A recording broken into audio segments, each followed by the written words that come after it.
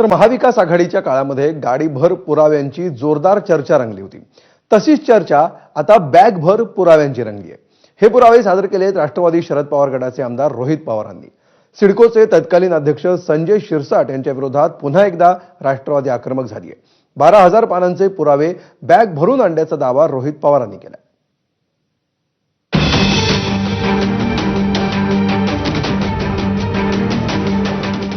खोके पेट्यांच्या आरोळ्यांच्या नंतर आजचा दिवस गाजला तो बॅगनं.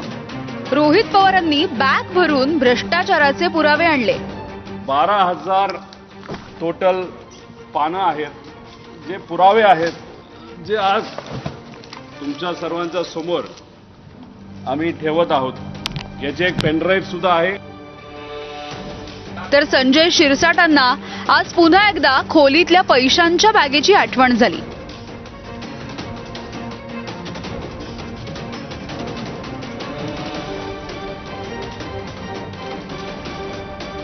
बरं, दिवसभर सुरू असणाऱ्या या बॅग पुराणामध्ये केंद्रस्थानी होते ते संजय शिरसाट. याचं कारण म्हणजे रोहित पवारांनी आणलेले हे बॅगभर पुरावे होते संजय शिरसाट यांच्या विरोधातले.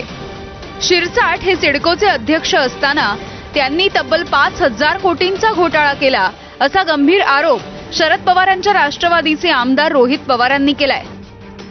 फडणवीस साहेबांना मला एवढंच सांगायचंय, ट्रकभर पुरावे नाही, गाडीभर पुरावे नाही, मात्र बॅगभर आमचे पुरावे आहेत. 12,000 पानांचे पुरावे आहेत. पुरावे पुरावे पुरावे. म्हणजे मी एवढंच म्हणतो की कोरा कोरा कोरा, जसं तुम्ही एकदा कधीतरी म्हणला होता, मी म्हणतो पुरावे पुरावे पुरावे. हे पुरावे तुम्ही ऐकणार आहात का?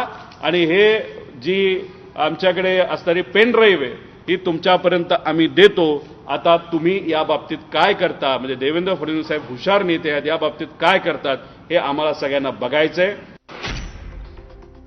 सिडकोचे अध्यक्ष असताना शिरसाटांनी घोटाळा केल्याचा आरोप आहे. बिलवलकर कुटुंबियांना निकषामध्ये बसत नसताना 5,000 कोटींची जमीन दिल्याचाही आरोप आहे. प्रकरण सर्वोच्च न्यायालयामध्ये असताना जमीन कशी दिली असा सवाल आहे. यामुळे शिरसाटांनी पार्टी फंड आणि वैयक्तिक फंड जमवल्याचाही आरोप आहे.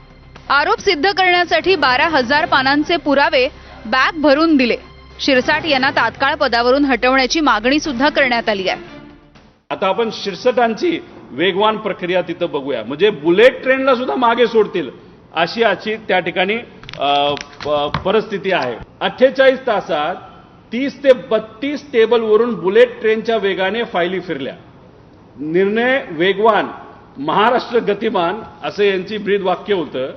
पण असं नाही तर भ्रष्टाचाराच्या फायली गतिमान आणि मलिदा खाऊ वेगवान अशी आजची परिस्थिती आहे. त्यामुळे या भ्रष्ट व्यक्तीला तिथं राहण्याचा कुठेही अधिकार नाही.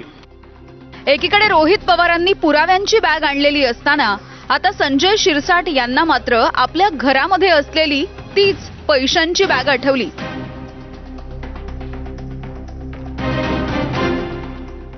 ही बॅग तुम्हाला आठवतीये का?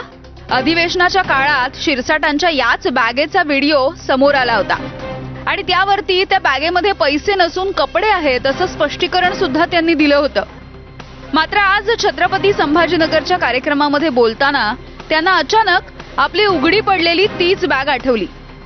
गणेशोत्सवात कर्णकर्कश डीजे वाजवण्यावर राज्य सरकारनं बंदी घातली आहे. यावरतीच बोलताना डीजेच्या ऐवजी तुम्ही बाहेरून बँड मागवा, पैसे कमी पडले तर माझी बॅग उघडीच आहे असं शिरसाट म्हणाले.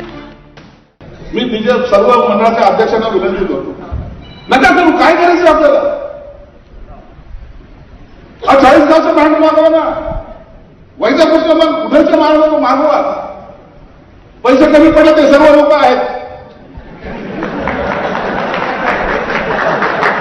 आणि काही नाही जमलं तर मी आहेच, बॅग माझी उघडीच आहे. आता शिरसाट बोलल्याच्या नंतर राऊत तरी कसे गप्प राहतील?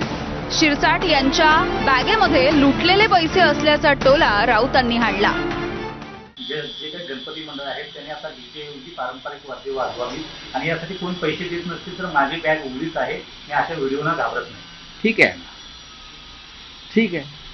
आता ह्याच्यावरती आपण काय बोलू शकतो? बॅग उघडी आहे त्यांची, कारण हे जे लुटलेले पैसे आहेत त्या बॅगेत आहेत. भ्रष्टाचाराच्या पैशावरती तुम्ही गणेशोत्सव साजरा करा, हा स्पष्ट संदेश आहे. तर अशा प्रकारे आजचा दिवस या बॅग पुराणामुळे गाजला. खोक्या पेट्यांवरून सुरू झालेलं राजकारण आता थेट बॅगांपर्यंत येऊन ठेपलंय.